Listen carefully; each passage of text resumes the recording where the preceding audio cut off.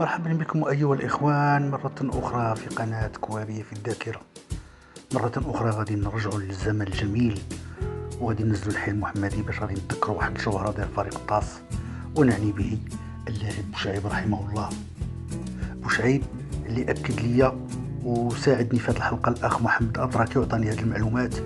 اللاعب بوشعيب اللي كان لعب فريق الطاس والعمر ديالو لا يتجاوز 17 سنة، وكانت اول مقابله ليه ولعب تدرج من الكادي ديريكت للسينيور، وكانت اول مقابله ليه كان لعب في نادي في ملعب في مكناس ضد النادي المكناسي، وكان قام بالحراسه ديال المهاجم الخطير انذاك اللاعب نادي المكناسي المهاجم حميد دوش اللي غتشوفوه في الصوره.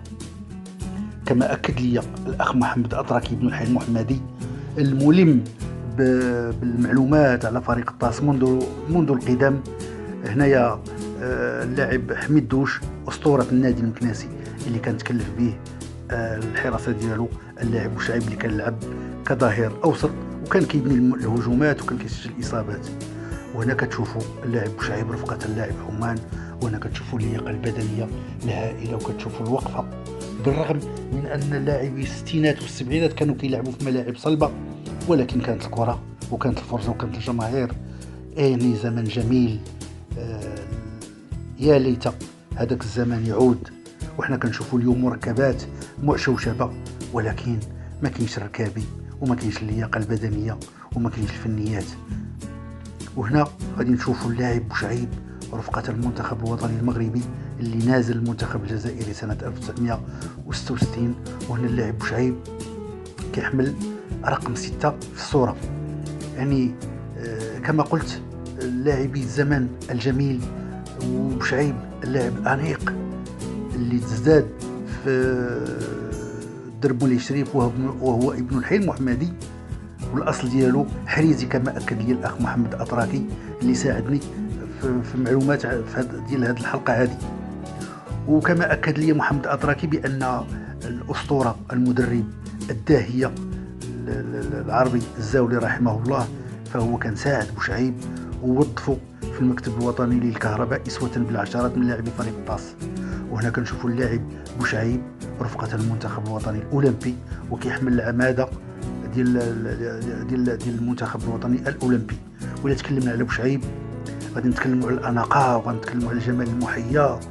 وكنشوفوه يعني لو شتي الصوره ديال بوشعيب كتقول بانه اما لاعب برازيلي او ارجنتيني او اوروبي، ولكنه لاعب مغربي وابن الحي المحمدي ابن درب مولاي شريف وابن الداهيه. يعني كان نجم فريق الطاس بمساعدة المدرب الداهية العربي الزاولي اللي كان كيشوف اللعاب غير من الوقفة كيعرفوا واش كواري ولا لا بلا ما يدير ليه تيست. وهنا كتشوفوا الوقفة ديال اللعابة الكبار، بوشعيب وحمان في الوسط وبوجمعة ديال النادي القنيطري.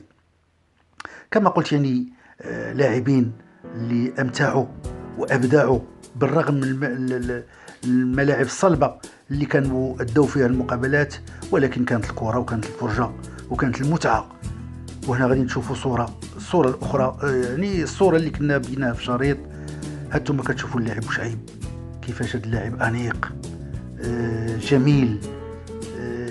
تشوف اللي ما عرفش بوشعيب في هذه الصوره يقول لك لاعب ارجنتيني، بينما هو ابن الحي المحمدي.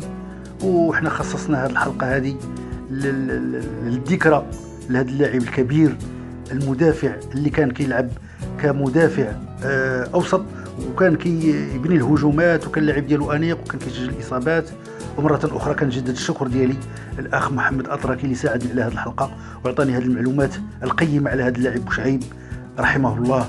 وهكذا كنذكروا الاجيال بهذا الفنانين اللي ما عايشوهمش وياخذوا عليهم ولو غير نظره وفكره كيفاش كانوا كيلعبوا وكيفاش عاشوا الزمن الكروي ديالهم. وحنا الزمن الجميل مشى راه ما كيتعاودش، ورحم الله بوشعيب.